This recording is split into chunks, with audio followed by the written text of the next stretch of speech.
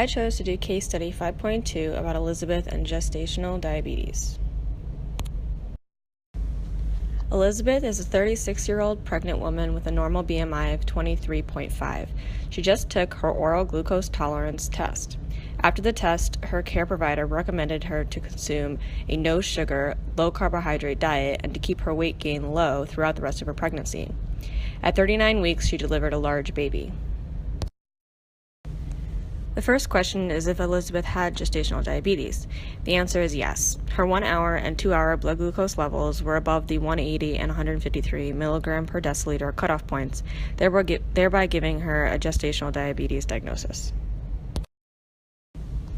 Elizabeth's baby was born weighing 4,750 grams, which means her baby was born with macrosomia since it was more than 4,500 grams.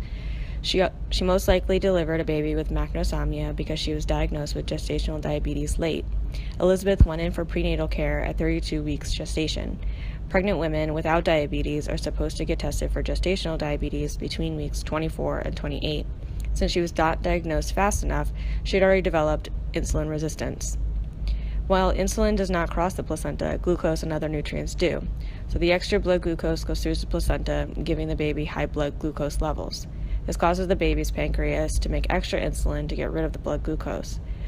Since the baby is getting more energy than it needs to grow and develop, the extra energy is stored as fat, thereby causing macrosomia. The problem with the dietary advice was that the care provider told Elizabeth to consume a low-carbohydrate, no-sugar diet. Carbohydrates and sugars are essential for a balanced diet even when pregnant. Diets of pregnant women should provide at least 175 grams of carbohydrates daily as recommended by the Institute of Medicine. In addition, according to her BMI, she should gain between 30 to 35 pounds during her pregnancy. Her doctor told her to keep her weight gain low, which is probably not necessary. Trying to keep her weight gain low could lead to a caloric restriction and cause blood ketones to accumulate. Blood ketones are associated with a possible decreased mental development for the baby.